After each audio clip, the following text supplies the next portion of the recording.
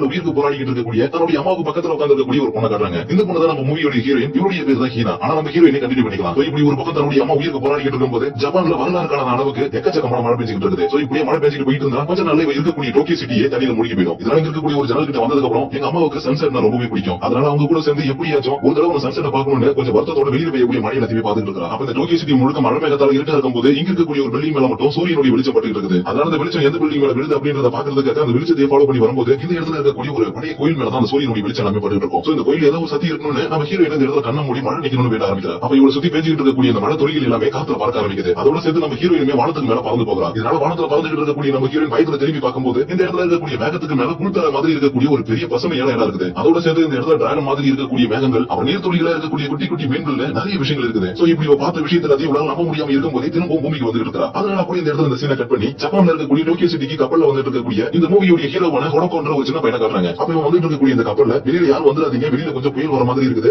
எல்லாருமே கொஞ்சம் கூட சேஃபா இருங்க சொல்லி அனௌன்ஸ்மெண்ட் கொடுத்துட்டு இருக்காங்க. இதனால எல்லாருமே கப்பலுக்குள்ள வந்துட்டு இருக்கும்போது இவன் மட்டும் வெளியில வந்து மழை பெய்யறத பாக்குறதுக்காக வந்திருக்கான். ஆனா இந்த இடத்துல மழை நார்மலா சொட்டு சொட்டா பெய்யறதுக்கு பதிலா பக்கெட்ல தண்ணி மண்ணு ஊத்துனா எப்படி இருக்குமோ அதே மாதிரி இவன் இருக்கக்கூடிய இந்த கப்பல் மேல மொத்தமா வந்து விழுந்துருது. இதனால கப்பல் இருந்து கீழே விழ போன நம்ம ஹீரோ இந்த இடத்துல கைசுகி அப்படின்ற ஒருத்தர் கையை பிடிச்சு காப்பாத்துறாரு. அப்ப இந்த இடத்துல இருந்த மழை மேகம் எல்லாமே போயிட்டு திரும்ப வெயில் அடிக்க ஆரம்பிச்சதும் இவனை காப்பாற்ற அந்த கைசுகி இவன் கண்ணுக்கு ஒரு கடவுள் மாதிரி தெரிஞ்சிருப்பாரு. அதனால இவருக்கு ஏதாவது சாப்பிட வாங்கி தரலானே இந்த கப்பல்ல இருக்கக்கூடிய ஒரு ரெஸ்டாரண்ட் கூட்டிட்டு வந்து இவருக்கு தேவையான எல்லாத்தையுமே வாங்கி கொடுத்துட்டு இருக்கான். இதனால கைசுகி நல்ல பசியில இருந்ததுனால இவன் வாங்கி கொடுக்கறது எல்லாத்தையுமே நல்லா சாப்பிட்டு இருக்காரு. இப்படி நல்லா சாப்பிடுறாரு அப்படின்றத பாத்துக்கோ சார் உங்களுக்கு என்ன வேணும்னா சொல்லுங்க நான் வாங்கிட்டு வரேன் அப்படின்னு சொல்லி கேட்டிருப்பான். ஆனா இவர் சாப்பாட்டுக்கு பதிலா இந்த இடத்துல என்ன கேட்கறாருன்னா எனக்கு ஒரு பீர் மட்டும் போதும்பா அப்படின்னு சொல்லி கேட்டிருப்பாரு. இதனால இவனும் சாப்பாடு வாங்குறதுக்கு பதிலா பீர் தான் கேட்கிறாரு. அது கம்மியா தான் இருக்கும் வாங்குறதுக்கு போனா இந்த ரெஸ்டாரண்ட்டுக்குள்ள இருக்கக்கூடிய பீரோட ரேட் எக்கச்சக்கமா இருக்குது. இருந்தாலும் தன்னுடைய உயிரை காப்பாத்தி இருக்காருன்றதுனால பரவாயில்லன்னு சொல்லிட்டு இந்த பீரையுமே வாங்கிட்டு போய் கொடுக்குறான். அதுக்கப்புறம் இன்னைக்கு ஈவினிங் ஆனதுக்கு அப்புறம் இந்த கப்பலும் வந்து டோக்கியோல ரீச் ஆயிடுது. அப்ப கப்பல்ல இருந்து வெளியில வரும்போது எப்படியும் ஒரு வழியா நம்ம டோக்கியோ வந்து ரீச் ஆயிடும். இதுக்கப்புறம் வேலை தேட வேண்டியதான் பாக்கி இருக்கு. வேலை தேடுறத பத்தி யோசிச்சு வந்துட்டு இருக்கும்போது இவன் கப்பலை காப்பாற்ற ஏசுக்கி இவங்கிட்ட ஒரு விசிட்டிங் கார்டு கொடுத்து உனக்கு ஏதாவது பிரச்சனை வந்துச்சுன்னா இந்த சிட்டில என்னுடைய ஆபீஸ் இருக்குது அந்த இடத்துக்கு வந்து என்ன மீட் பண்ணப்பானே இவருடைய கார்டு கொடுத்து கிளம்புறாரு. இதனால நம்ம ஹீரோ அந்த கார்டு என்னைக்காச்சும் நமக்கு யூஸ் ஆகுன்றதுக்கு தன்னுடைய பாக்கெட்ல எடுத்து ரொம்ப பத்திரமா வச்சுக்கிட்டு இந்த சிட்டில இருக்கக்கூடிய மான்போ அப்படின்ற ஒரு கஃபேக்கு வந்திருக்கான். இந்த கஃபே பத்தி சொல்லணும்னா இது ஒரு ரூம் மாதிரி தான். ஆனா இது ஒரு 5 கஞ்சி இருக்கக்கூடிய வேலை கம்மியா இருக்கக்கூடிய ஒரு சின்ன ரூம். இந்த ரூம்ல இருந்த மாதிரி இவன் டோக்கியோ சிட்டில வேலை தேடிட்டு இருக்கான். ஆனா எங்க தெரியுமே இவனுக்கு வேலை கிடைக்கவே இல்லை. அட்லீஸ்ட் ஒரு 18 வயசு பையனா இருந்தா கூட பார்ட் டைம் ஜாப் வந்து கொடுத்திருப்பாங்க. ஆனா இப்பதான் இவன் ஒரு 16 வயசான ஹை ஸ்கூல் ஸ்டூடெண்ட். அதனால காலேஜ் தான் படிக்கிறான் அப்படின்னு சொல்லி போய் சொல்லி வேலை கேட்டா கூட எங்க உங்களுடைய ஐடி கார்டு காட்டு அப்படின்னு சொல்லி கேட்கறாங்க. இவனால தன்னுடைய ஐடி கார்டு காட்ட முடியல. இதனால இவங்க இருக்கக்கூடிய காசு எல்லாமே கொஞ்சம் கொஞ்சமா குறைஞ்சிட்டு இருக்குது. அது மட்டும் இல்லாம இவனால இப்ப இருக்கக்கூடிய இந்த சின்ன ஹோட்டல்ல கூட தங்க முடியாம போகுது. அதுக்கப்புறம் ஒரு ஹோம்லெஸ் பீப்பிள் மாதிரி ரோட்ல தங்குறது வெளியில எங்கேயாவது படுத்துக்கிறது ரோட்டோரமா இருந்து தனக்கான வேலை எல்லாத்தையுமே தேடிக்கிட்டே இருக்கான். அப்ப அந்த ரோட்ல இருக்கக்கூடிய போலீஸ் எல்லாமே அவனை பார்த்துட்டு நாங்க இங்க உன பல நாளா பாக்குறோம் உன்னுடைய அப்பா அம்மா எங்க நீ எந்த ஊரை சேர்ந்தவன் அப்படி இப்படின்னு சொல்லி கேள்வி கேட்க ஆரம்பிக்கிறாங்க. ஆனா இவன் இந்த சிட்டிக்கு வீட்டுல சொல்லாம கொள்ளாம ஓடி வந்திருக்கான் அப்படின்ற விஷயத்த சொன்னா இந்த இடத்துல மாட்டி போன்றதுனால இவங்க கிட்ட எந்த ஒரு பதிலும் சொல்லாம இந்த இடத்துல இருந்து ஓடி வந்து வேற ஒரு இடத்துல வந்து உட்கார்ந்துருக்கான். பட் இந்த இடத்துல கூட சில பேர் வந்து இவருக்கு அதை பார்த்து கொஞ்சம் திட்டினதும் சாரி சொல்லிட்டு நம்ம ஹீரோ இந்த கிளம்ப பாப்பான். அப்ப வேணும் என்ன பண்ணிடுறாங்க இவன் போகும்போது கால குறுக்க விட்டதும் இங்க இருக்கக்கூடிய ஒரு குப்பை தொட்டி மேல விழுந்து கீழே விழுந்திருப்பான். இதுல இவனுடைய பொருட்களும் சில கீழே விழுந்திருக்கும். அப்ப அந்த பொருள் எடுக்கும் போது இந்த இடத்துல ஒரு சின்ன பேக் நடக்குது. இதை பார்த்து நம்ம ஹீரோ இது என்னன்றது அப்புறமா நம்ம பாத்துக்கலாம். இங்க இருக்கக்கூடிய ஒரு காபி ஷாப்புக்கு வந்திருக்கான். அது ஏன்னா சாப்பாடு வாங்குற அளவுக்கு இப்ப இவங்க காசு இல்ல. அதனால கடந்த 3 நாளா எந்த ஒரு சாப்பாடும் சாப்பிடாம இந்த கடைக்கு வந்து காஃபி மட்டுமே குடிச்சு தன்னுடைய பசி ஆத்திக்கிறான். அப்படிதான் இன்னைக்கு வந்து காஃபி குடிச்சதுக்கு அப்புறம் இவனுக்கு கீழே ஒரு பேக் கிடைச்சிருக்கும். அந்த பேக்ல இருக்கிறத பாக்கிறதுக்காக ஓபன் பண்ணி பார்க்கும்போது இதுக்குள்ள ஒரு கன் இருக்குது. அதனால யாரும் பாக்கிறதுக்குள்ள எடுத்து திரும்ப தன்னுடைய பைக்குள்ளே வச்சுக்கிறான். அது மட்டும் இல்லாம இது எப்படி நம்மளோட பேக்ல வந்துச்சு அப்படின்னு சொல்லி யோசிக்கும் போது இவனுக்கு இன்னொரு விஷயம் ஞாபகம் வருது. அதுவும் என்னோட கைசாக்கி தன்னுடைய விசிட்டிங் கார்டு கொடுத்துருப்பாரு. அதனால மறுநாள் அவருடைய ஆபீஸ்க்கு போலாம் அப்படின்றதுக்காக அவருடைய அட்ரஸ் எல்லாத்தையுமே தன்னுடைய செல்லுல சர்ச் பண்ணி பார்க்கலாம். அப்ப இவன் இருக்கிற இடத்துல இருந்து ரொம்பவே பக்கத்துல தான் இருக்குது. பட் இன்னைக்கு லேட் ஆனதுனால எங்க போய் தங்குறதுன்னு தெரியாம இந்த கடையிலேயே அப்படியே படுத்து தூங்க ஆரம்பிச்சிடறான். அப்ப இவனுக்கு பக்கத்துல இவனுக்கு தேவையான சாப்பாடு யாரோ கொண்டு வந்து வைக்கிறாங்க. இதனால யாருப்பா அது அப்படின்னு சொல்லி திரும்பி பார்க்கும்போது இந்த கடையில வேலை செய்யக்கூடிய நம்ம ஹீரோயின் தான். ஏன்னா நம்ம ஹீரோயின் படிச்சுக்கிட்டு இந்த கடையில பார்ட் டைமா வேலை பார்த்துட்டு இருக்கான். இப்படி நம்ம ஹீரோயின் கொண்டு வந்து வச்ச சாப்பாடு பார்த்ததுனால எங்க இதை வாங்கி சாப்பிடுற அளவுக்கு என்கிட்ட பணம் இல்லங்க, ப்ளீஸ் இதை கொஞ்சம் எடுத்து போயிடுங்க அப்படின்னு சொல்லி சொல்லிட்டு இருக்கான். ஆனா நம்ம ஹீரோயின் என்ன சொல்றான், நீங்க எதுவுமே காசு தர தேவையில்ல, நீங்க 3 நாளா தினமும் இந்த இடத்துக்கு வரீங்க, காபி குடிக்கிறீங்க, கொஞ்ச நேரம் படுத்து தூங்குறீங்க, அப்புறம் ஏந்து போயிருங்க. இது எல்லாத்தையுமே நான் கவனிச்சுட்டு தான் இருக்கிறேன். அதனால இன்னைக்கு இதையாச்சும் சாப்பிடுங்க அப்படின்னு சொல்லிட்டு இந்த இடத்துல கியூட்டா ஒரு ரியாக்ஷன் கொடுத்து கிளம்பி போறா. இப்படி பண்றது எல்லாத்தையுமே பார்த்துட்டு இருந்த நம்ம ஹீரோவுக்கு இந்த இடத்துல இவரு ரொம்பவே பிடிச்சு போயிருக்குது. அது மட்டும் இல்லாம கண்டதுமே காதல்னு சொல்லுவாங்கல்ல, பட் இவரை கல்யாணம் பண்ணி பாத்துக்கணும்னா நிறைய காசு தேவையில்ல. அதனால இவ கொடுத்துட்டு போன பர்கர் சாப்பிட்டதுக்கு அப்புறம் மறுநாள் காலையில ஒரு பஸ்ல பிடிச்சி நம்ம கேசி ஒரு ஆபீஸுக்கு வந்துட்டு இருந்திருப்பான். அப்ப அந்த பஸ்ல இருக்கக்கூடிய ஒரு சின்ன பையன் தான் கூட இருக்கக்கூடிய ஒரு பொண்ணு கூட ரொம்பவே சந்தோஷமா பேசிட்டு வந்துட்டு இருக்கான். இது எல்லாத்தையும் சைடு கனால பார்த்து நம்ம ஹீரோவுக்கு ஒரு பக்கம் வயிறு இது. ஏன்னா நம்ம ஹீரோ ஒரு அக்மர் 90s கிட் என்ன பண்றது, நான் 90s கிட்டா போய் தொலைஞ்சிட்டேன். இப்ப இருக்க 2K கிட்ஸ் எல்லாரும் ரொம்பவே சந்தோஷமா இருக்கீங்கப்பா அப்படின்ற மாதிரி கொஞ்சம் வயிறு எரிஞ்சுக்கிட்டு கேசியோட ஆபீஸ் இருக்கக்கூடிய இடத்துக்கு வந்து ரீச் ஆயிடறான். ஆனா இவன் வந்திருக்க இடம் பார்க்கறதுக்கு ஒன்னும் ஆபீஸ் மாதிரி எல்லாம் இருக்காது, ஏதோ ஒரு வீடு மாதிரி தான் இருக்குது. ஏன்னா இவருடைய கம்பெனியில வேலை செய்யறது எல்லாமே இவரும் இவருடைய தங்கச்சி பொண்ணு தான். அதனால இவருடைய வீட்டையே ஆபீஸ் இடத்துல மாத்திருக்காரு. அதனால நம்ம ஹீரோ இவர்கிட்ட வேலை கேட்டு வந்ததை பார்த்ததும் சரிப்பா நான் உங்களுக்கு வேலை தரேன், பட் இந்த வேலை ரொம்பவே கஷ்டமா இருக்கும், எல்லாருக்கும் போயிட்டு ரிப்போர்ட் கேட்டு ஒரு மேகசின் ரெடி பண்ணணும். அப்படி நம்ம ரெடி பண்ற மேகசின் மட்டும் நல்லா ஃபேமஸ் ஆயிடுச்சுன்னா இந்த கம்பெனியும் பெருசாகும், உன்னுடைய சேலரியும் பெருசாகும். அதனால இந்த விஷயம் எல்லாமே உங்களுக்கு ஓகேனா என்னுடைய தங்கச்சி பொண்ணு கூட சேர்ந்துக்கிட்டு இந்த வேலை எல்லாத்தையுமே இப்பவே ஆரம்பிப்பான்னு சொல்லி இருப்பாரு. இதனால வேலையை இல்லாம கஷ்டப்பட்டு இருந்த நம்ம ஹீரோக்கு இந்த வேலை ரொம்ப பெருசா தெரியுது. அது மட்டும் இல்லாம இவர் கூடவே இந்த இடத்துல தங்கறதுக்கும் இடம் கொடுத்ததுனால இந்த இடத்துல வேலை செஞ்சுக்கிட்டு இந்த இடத்தை கிளீன் பண்றது சமைக்கிறது எல்லா வேலையுமே பார்த்துட்டு இருக்கான். இதுல வேற அப்பப்ப மேகசினுக்கு தேவையான நியூஸ் கிரியேட் பண்றதுக்காக அடிக்கடி இவங்க கூட சேர்ந்து வெளியே போவான். அப்பதான் ஒரு நாள் மழையை பத்தி மேகசின் கிரியேட் பண்றதுக்காக ஒரு பாட்டியை போய் பார்க்கும்போது இந்த பாட்டி மூலியமா சன்ஷைன் கேல்னு ஒருத்தவங்க இருக்காங்க இருக்காங்க அப்படின்ற விஷயத்தை தெரிஞ்சுக்கலாம். ஏன்னா இவங்க சொல்லக்கூடிய அந்த ஷன்ஷன் கீழ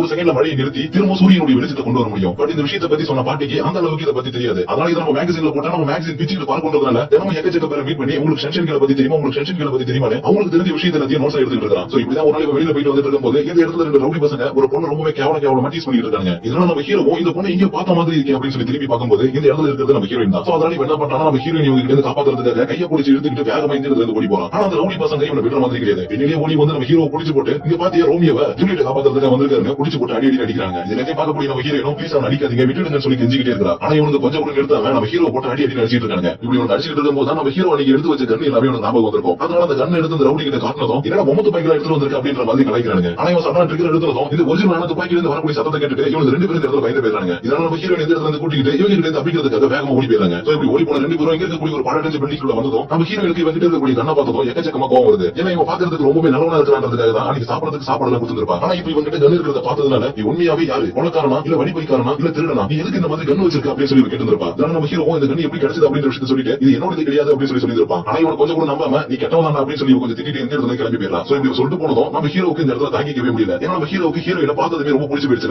அதனாலதான் இவன் சொல்லிட்டு போன விஷயத்தை தாங்கிக்க முடியாம இவன் கையில் இருக்கக்கூடிய கண்ணத்தை கெட்ட போட்டுட்டு எல்லாமே இதாலதான் வந்துச்சு அப்படின்னு சொல்லி புலம்பிக்கிட்டு இருக்கான். அப்ப இந்த இடத்துல வெளியில போன நம்ம ஹீரோயின் திரும்ப இந்த இடத்துக்கு வரா. ஏன்னா நம்ம ஹீரோயின் இந்த இடத்துல வெளியிலே போகல, இவன் என்ன பண்றான் அப்படின்றத பாக்குறதுக்காக தான் இந்த இடத்துல கொஞ்சம் எட்ட போயிட்டு திரும்ப இந்த இடத்துக்கு வந்திருப்பா. அதனால நம்ம ஹீரோ இந்த இடத்துல பணத்தை எல்லாத்தையுமே பார்த்ததும் இவன் நடவா அப்படின்றத தெரிஞ்சுக்கிட்டு ஏன்னா வேலை விட்டு தூக்கிட்டாங்க அப்படின்னு சொல்லி சொல்லிட்டு இருக்கா. அப்ப நம்ம ஹீரோ எனக்கு ஒரு பந்து கொடுத்தீங்களே அதனாலயா அப்படின்னு சொல்லி கேட்கும்போது இல்ல அதெல்லாம் காரணம் இல்ல, வேற ஒரு காரணம் இருக்கு. அது மட்டும் இல்லாம எனக்கு வேலை செய்யவும் பிடிக்கல, காசும் கம்மியா தான் தராங்க அப்படின்னு சொல்லிட்டு நம்ம ஹீரோடைய கணத்துல கையை வச்சு இவளுக்காக அடி வாங்குறது எல்லாமே வலிக்குதான் சொல்லி கேட்டு இருக்கா. ஆனா நம்ம ஹீரோ அதெல்லாம் ஒண்ணு இல்லப்பா, எனக்கு ஒன்னும் வலினா இல்ல, இந்த மாதிரி எத்தனை அடி நான் வாங்கியிருக்கேன் அப்படின்னு சொல்லி சொல்லிட்டு இருக்கான். இப்படி சொல்றதை கேட்டதுமே நம்ம ஹீரோ என்ன சொல்றானா, நீ உண்மையை சொல்லு, உன்னுடைய வீட்டை விட்டு ஓடி வந்ததானே, இந்த டோக்கியோ சிட்டிக்கு இப்போதான் நீ புதுசா வந்திருக்க, ஏன்னா நீ நடத்தக்கூடிய விதத்தை வச்சு என்னால கண்டுபிடிக்க முடிஞ்சது. அது மட்டும் இல்லாம நீ திரும்ப இந்த இடத்துல இருந்து எப்ப போவோம்னு எனக்கு தெரியாது. ஆனா இந்த டோக்கியோடைய அழகை இந்த மழையில உன்னால ரசிக்கவே முடியாது. அதனால இப்போதைக்கு என் கூட வான்னு சொல்லி இந்த பில்டிங் ரூமுக்கு கூட்டிட்டு வரா. இங்க இருந்து பார்க்கும்போது டோக்கியோ சிட்டில இருக்கக்கூடிய எல்லா விஷயத்தையும் நல்லா தெளிவாவே பார்க்க முடியும். ஆனா இந்த மழை வந்து எல்லாத்தையுமே கெடுத்து வச்சல. இப்ப மட்டும் இந்த இடத்துல சூரிய வெளிச்சம் வந்துச்சுன்னா இடம் பாக்குறதுக்கு ரொம்பவே சூப்பரா இருக்கும் அப்படின்னு சொல்லி நம்ம ஹீரோ கேட்கும்போது நம்ம ஹீரோவும் மனத்தை பார்த்து ஆமாங்க நீங்க சொல்ற மாதிரி இந்த இடத்துல சூரிய வெளிச்சம் வந்தா ரொம்பவே சூப்பரா இருக்கும் சொல்லி சொல்லிட்டு இருக்கான். இதெல்லாம் பக்கத்துல இருக்கக்கூடிய நம்ம ஹீரோ திரும்ப வேட ஆரம்பிக்கும் போது இந்த வானத்தையும் மறைச்சிட்டு இருந்த மேகமூட்டங்கள் எல்லாமே விலகிட்டு இந்த இடத்துல சூரிய வெளிச்சம் வந்திருக்கும். இந்த விஷயத்தை எல்லாத்தையும் பார்க்கக்கூடிய நம்ம ஹீரோ இந்த இடத்துல சுத்தமாவே நம்ப முடியல. அது மட்டும் இல்லாம கொஞ்ச நாளைக்கு முன்னாடி ஒரு பாட்டி ஒரு கதை சொல்லிட்டு இருப்பாங்க ஷன்ஷன் கேள்வி, அது எல்லாமே கதை கிடையாது, எல்லாமே உண்மைதான் அப்படின்றத நம்ம ஹீரோயின் பண்ணக்கூடிய விஷயத்தை பார்த்து தெரிஞ்சுக்கிறான். அது மட்டும் இல்லாம சூரிய வெளிச்சத்துல நம்ம ஹீரோனுடைய முகத்தை பார்க்கும்போது இவனுடைய கண்ணுக்கு ஒரு தேவதை மாதிரி தெரிஞ்சிருப்பான். அதனால இப்பதான் என்னுடைய பேர் கொடாக்கா, உங்களுடைய பேர் என்ன அப்படின்னு சொல்லி கேட்கலாம். என்னுடைய பேரு ஹீனா அப்படின்னு சொல்லி சொல்றான். ஆகா பேர் இன்னமும் பொருத்தமா இருக்குது, கொடாக்கா ஹீனா. சரி அப்படி கொஞ்சம் வயசு கேட்கலாமே, உங்களுக்கு வயசு என்ன ஆகுதுன்னு சொல்லி கேட்கும்போது எனக்கு 18 வயசு ஆகுதுன்னு சொல்லி சொல்லிட்டு இருக்கான். இது கேட்டதுமே நம்ம ஹீரோவுக்கு இந்த இடத்துல காத்து பிடிங்கி விட்டு பலூன் மாதிரி ஆயிடுது. ஏன்னா இவனுடைய வயசு வெறும் 16 தான். இருந்தாலும் இவ்வளவு பாக்குறதுக்கு ஒன்னும் 18 வயசு ஆன மாதிரி தெரியல. அதனால உண்மையை சொல்லுங்க, உங்களுடைய வயசு என்னன்னு சொல்லி திரும்ப திரும்ப கேட்டுட்டே இருப்பான். இதனால நம்ம ஹீரோயினோ நம்ம ஹீரோடைய வயசை கேட்டு தெரிஞ்சுக்கிட்டு எனக்கு உண்மையாவே 18 வயசு ஆகுது, அது மட்டும் இல்லாம உனக்கு 16 வயசு ஆகுதா, அப்பனா எனக்கு தம்பி அப்படின்னு சொல்லி சொல்லிட்டு இருக்கா. இப்படி தம்பி சொன்ன ஒரு வார்த்தையை கேட்டதுமே இங்க பாருங்க எனக்கு கேவலமா வேணா திட்டிங்க, ஆனா தம்பின்னு மட்டும் சொல்லாதீங்க, மனசெல்லாம் வலிக்குது அப்படின்னு சொல்லி சொல்லிட்டு இருக்கான். இதனால நம்ம ஹீரோயினோ சரி ஓகே பார்த்தா இனிமேட்டு உன தம்பி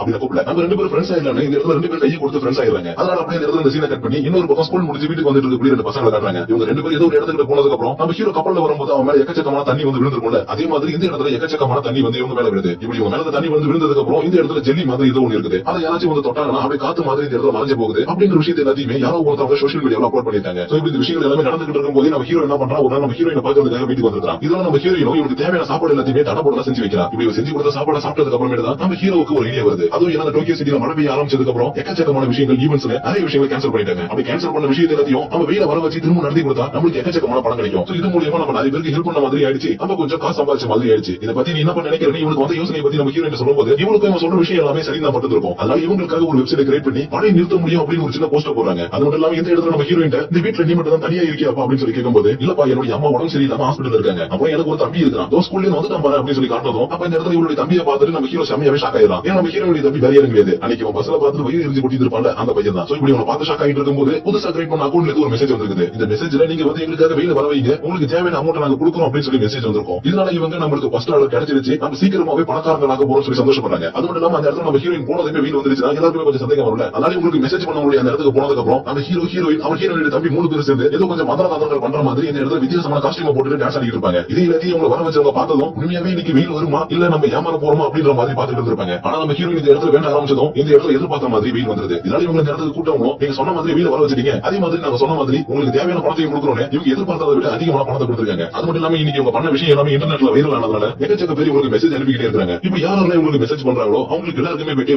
முடிஞ்ச ஹெல்ப்பையும் பண்ணிட்டு இருக்காங்க. சோ இப்படி உங்க லைஃப் எல்லாமே ரொம்ப சந்தோஷமா போயிட்டு இருக்குது. இதுக்கு நடுவில் ஜஸ்ட் அந்த பொண்ணு நல்லா இருக்கா, அவருடைய வாழ்க்கையில வந்தா நல்லா இருக்கும் அப்படின்னு நினைச்சிட்டு இருந்த நம்ம ஹீரோவும் நம்ம நம்ம ஹீரோயின் அதிகமா லவ் பண்ண ஆரம்பிச்சிட்டான். இதனால நம்ம ஹீரோயின் ஒரு சின்ன விஷயத்தை பண்ணாலும் அந்த விஷயத்தை ரொம்பவே ரசிச்சு பாத்துட்டு இருக்கான். அது மட்டும் இல்லாம நம்ம ஹீரோயினுக்கு இன்னும் ஒரு 2-3 நாள் பர்த்டே வரப்போகுது. அதனால அவளுக்கு கிஃப்டா கொடுக்கறதுக்காக அங்க தேடி கண்டுபிடிச்சு இவன் கிட்ட இருக்கக்கூடிய மொத்த காசையும் கொடுத்து ஒரு சூப்பரான ஒரு மோதிரத்தை வாங்கிட்டு வரான். இதனால மறுநாள் நம்ம ஹீரோயின் கூட்டிட்டு ரோட்ல நடந்து போயிட்டு இருக்கும்போது இவகிட்ட என்னுடைய காதல சொல்லலாமா இல்ல சொல்ல வேணாமா அப்படின்னு சொல்லி யோசிச்சுட்டு இருக்கும்போது சடனா அந்த இடத்துல இருந்து நம்ம ஹீரோயின் காண போயிடலாம். இதனால எங்கதான் போனா அப்படின்னு சொல்லிட்டு இவன் சுத்தி முத்தி பார்க்கும்போது ஹீரோயின் வானத்துல இருந்து பறந்து வந்து கீழே இறங்குறா. அது மட்டும் இல்லாம இவருடைய கைகள் எல்லாமே கொஞ்சம் கொஞ்சமா தண்ணி மாறிக்கிட்டு இருக்குது. இதனால நம்ம ஹீரோ உனக்கு இப்ப என்னதான் நடந்துட்டு இருக்கு அப்படின்னு சொல்லி கேட்டு இருப்பான். இவன் ஃபர்ஸ்ட் டைம் உயிருக்கு போராடிக்கிட்டு இருக்கக்கூடிய தன்னுடைய அம்மாவுக்காக வேண்டணும் போதுதான் இந்த பவர் கிடைச்சது அப்படின்ற விஷயத்தை நம்ம ஹீரோ கிட்ட சொல்லிடலாம். சோ அதுக்கப்புறம் இந்த இடத்துல இருந்து கிளம்பி நம்ம ஹீரோயின் வீட்டுக்கு 2 பேருமே வந்துறாங்க. அப்ப இவங்க வீட்டுக்கு போலீஸ் வராங்க. நம்ம ஹீரோயின் இந்த டோர் ஓபன் பண்ணி என்ன வேணும் சார் அப்படின்னு சொல்லி கேட்கறா. அதுக்கு இந்த ஆபீசரும் இந்த போட்டோல இருக்கக்கூடிய பையனை இதுக்கு வேண்டி பாத்துருக்கியா அப்படின்னு சொல்லி காட்டிட்டு இருக்காங்க. இந்த போட்டோல இருக்கிறது வேற எனக்கு நம்ம ஹீரோ தான். அதுவும் நம்ம ஹீரோ அன்னைக்கு ஹீரோயை காப்பாத்தும் போது இங்க இருக்கக்கூடிய ஒரு சிசிடிவில அங்க நடந்த எல்லா விஷயங்களும் ரெக்கார்ட் ஆயிருக்குது. ஆனா நம்ம ஹீரோயின் இந்த இடத்துல ஹீரோ காப்பாத்துறதுக்காக இந்த பையனை இது வரைக்கும் நான் பார்த்ததே இல்ல சார் அப்படின்னு சொல்லி சொல்லிடலாம். இதுல நம்ம ஹீரோனுடைய தம்பி வீட்டுல தனியா தான் இருக்காங்க அப்படின்னு தெரிஞ்சுக்கிட்டு இங்க பாருங்க நம்ம சிட்டியோட ரூல்ஸ் படி வீட்டுல குழந்தைங்க தனியா இருக்கக்கூடாது. அதனால நாளைக்கு காலையில எங்களுடைய ஸ்டேஷன்ல இருந்து யாராவது பார்த்தவங்க இந்த இடத்துக்கு பாதுகாப்புக்கு வருவாங்க அப்படின்னு சொல்லிட்டு அவங்க கிளம்பி போயிருக்காங்க. இப்படி அவங்க அனுப்பி வச்சதும் இதுக்கப்புறம் நம்ம இங்க இருந்தா கண்டிப்பா நீ மாட்டிப்பேன். அதனால இந்த இடத்துல இருந்து கிளம்பி நம்ம வேற ஏதாவது இடத்துக்கு போய் ஆகணும்னு சொல்லிட்டு இவன் தன்னுடைய திங்ஸ் எல்லாத்தையுமே பேக் பண்ணிட்டு இருக்கான். இதே நேரத்துல நம்ம ஹீரோ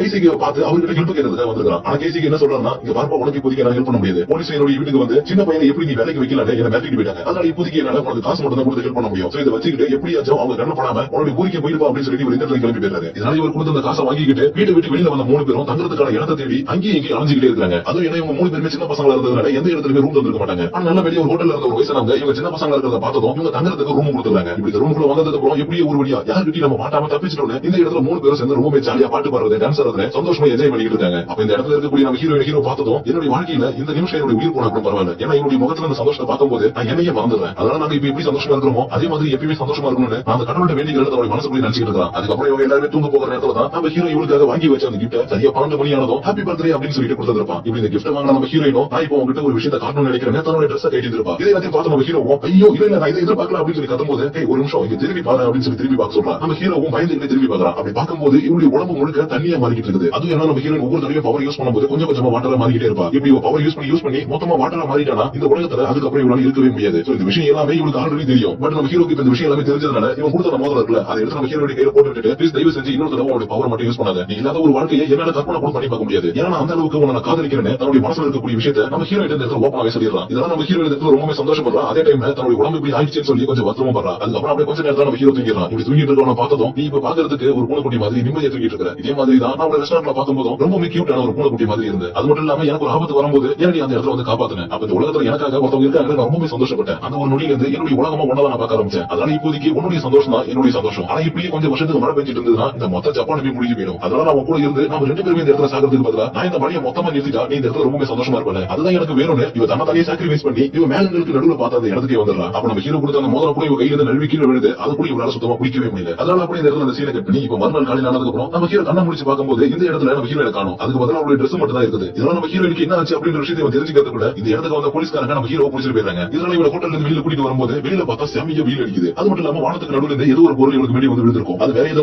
நம்ம ஹீரோயினுக்கு இவன் கொடுத்த அந்த மோதிரம் தான். இதனால தன்னை தனியா சாக்ரிஃபைஸ் பண்ணி தான் இந்த இடத்துல வெளியில வர வச்சிருக்கா அப்படின்ற விஷயத்தை நம்ம ஹீரோ தெரிஞ்சுக்கிறதுக்கு அப்புறம் இந்த போலீஸ்காரங்க கிட்ட தப்பிச்சு நம்ம ஹீரோயினுக்கு பவர் கிடைச்ச அந்த கோயில் இருக்கக்கூடிய அந்த பில்டிங்க்கு வேகமா ஓடி வந்துட்டு இருக்கான். சோ இப்படி ஓடி வந்துட்டு இருக்கக்கூடிய இந்த வழி முழுக்க நம்ம ஹீரோயினை பத்தின விஷயங்கள் தான் ஞாபகம் வந்துட்டு இருக்குது. இதனால அழுதுகிட்டு எப்படியாச்சும் அவளை காப்பாற்றணும்னு இந்த கோயில் இருக்கக்கூடிய இந்த பில்டிங் குள்ளே வந்துடுறான். ஆனா இந்த இடத்துல ஆல்ரெடி போலீஸ் வந்து வெயிட் பண்ணிட்டு இருந்ததுனால இந்த இடத்துல நம்ம ஹீரோ சுத்து போட்டுறாங்க. அப்ப நம்ம ஹீரோ கிட்ட அவன் தூக்கி போட்டு அந்த கண்ண மாட்டது அதை வச்சுக்கிட்டு இவளை பார்த்து எய்ம் பண்ணி நின்று இருக்கான். அப்ப இந்த இடத்துல கேசி எங்க இருக்கிறாரு. இவர் என்ன சொல்றாருன்னா சார் அவன் சின்ன பையன் அவனை பார்த்து எதுக்காக நீங்க கண்ண தூக்குறீங்க அவன் சார் அவனை விட்டுடுங்க அப்படின்னு சொல்லிட்டு இருக்காரு. ஆனா போலீஸ்காரங்க யாருமே கேட்கற மாதிரி இல்ல. அப்பதான் நம்ம ஹீரோ ப்ளீஸ் என்ன விடுங்க அவளை போய் நான் மீட் பண்ணணும் இல்லன்னா அவளை ஒரே ஒரு தடவையாச்சும் நான் பாக்கணும்னு இந்த இடத்துல ஃபீல் பண்ணி ஆள ஆரம்பிக்கிறான். ஆனா இந்த போலீஸ்காரங்க கொஞ்சம் கூட மனசுல ஈவா இருக்க எல்லாமே இவளை குளிக்க போனதும் கேசிக்கு குறுக்க வந்து இவங்களை தடுத்து நிறுத்தி நம்ம ஹீரோ எந்த இடத்துல அனுப்பி வச்சிருப்பாரு. இதனால நம்ம ஹீரோ அந்த கோயில்கிட்ட வந்து ப்ளீஸ் அவளை ஒரே ஒரு தடவை பாக்கணும் எனக்கு ஒரே ஒரு சான்ஸ் கொடுங்க அப்படின்னு சொல்லி வேண்டிட்டு இருப்பான். இப்படி வேண்டியதுமே இந்த இடத்துல நம்ம ஹீரோ எப்படி முதல் முறையா பறந்து போனாலோ அதே மாதிரி நம்ம ஹீரோவும் வானத்துக்கு மேல இருக்கக்கூடிய அந்த இடத்துக்கு மேல பறந்துட்டு இருக்கான். அப்ப இந்த மேகத்துக்கு மேல இருக்கக்கூடிய இடத்துல ரொம்பவே சோகமா இருந்த நம்ம ஹீரோயினும் நம்ம ஹீரோவை பார்த்ததுக்கு அப்புறம் ரொம்பவே சந்தோஷத்தோட இவன் கீழே போறதுக்கு முன்னாடி இவனுடைய கையை பிடிச்சிக்கிட்டு திரும்ப கீழே வந்துட்டு இருக்கா. இப்படி இவங்க 2 பேரும் கீழே வந்துட்டு இருக்கும்போது இதுக்கப்புறம் உன்னை விட்டு எங்கேயுமே போக மாட்டேன் அப்படின்னு சொல்லி நம்ம ஹீரோ சொல்லிட்டு இருப்பான். அப்ப நம்ம ஹீரோயினும் நானும் உன்ன மாதிரி தான் உன்னை விட்டு இதுக்கப்புறம் நான் போக மாட்டேன்னு சொல்லிட்டு இருக்கும்போது இவங்க 2 பேரும் கீழே வந்துட்டாங்க. இதே நேரத்துல இந்த பில்டிங் குள்ள இருந்த கேசிகவையும் இந்த போலீஸ்காரங்க எல்லாருமே மடக்கி பிடிச்சிருக்காங்க. அது மட்டும் இல்லாம